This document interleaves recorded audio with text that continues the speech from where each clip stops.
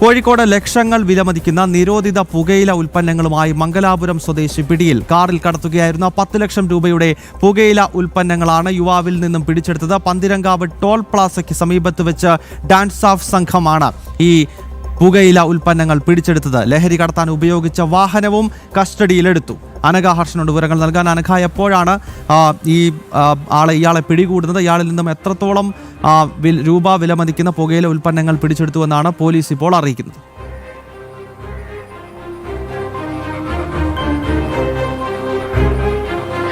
ഗൗതം, ഇന്നലെ രാത്രിയിലാണ് കോഴിക്കോട് സിറ്റി പോലീസും ഡാൻസ് ഓഫ് സംഘവും ചേർന്ന് നടത്തിയ പരിശോധനയിലായിരുന്നു പന്തിരങ്കാവ് ടോൾ പ്ലാസയ്ക്ക് സമീപം ഒരു റെഡ് സ്വിഫ്റ്റ് കാറിനെ പിടികൂടുന്നു. ഈ സ്വിഫ്റ്റ് കാർ പരിശോധിച്ച സമയത്താണ് 16 ചാക്കുകളിലായിട്ട്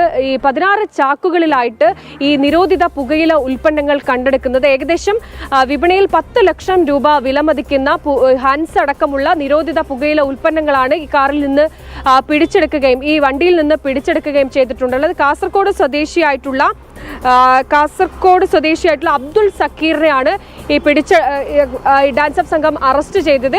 ഇയാളെ ചോദ്യം ചെയ്തതിൽ നിന്ന് മനസ്സിലാക്കിയത് ഒരു മാസം ഈ പന്തരങ്കാവ് ടോൾ പ്ലാസയിലൂടെ ഒരു മാസം 10 തവണ ഇതേ രീതിയിൽ ഇതേ അളവിൽ, അതായത് 10 ലക്ഷം രൂപ വരുന്ന ഇത്രയധികം പുകയില ഉൽപ്പന്നങ്ങൾ താൻ 10 തവണ, ഒരു മാസത്തിൽ 10 തവണയിലധികം ഇതേ വഴിയിലൂടെ കടത്തിയിട്ടുണ്ട് എന്നുള്ളതാണ് പ്രാഥമികമായ ചോദ്യം ചെയ്യലിൽ നിന്ന് ഡാൻസ് ഓഫ് സംഘത്തിനും സിറ്റി പോലീസിനും മനസ്സിലായിട്ടുള്ളത് എന്നുള്ളതാണ്.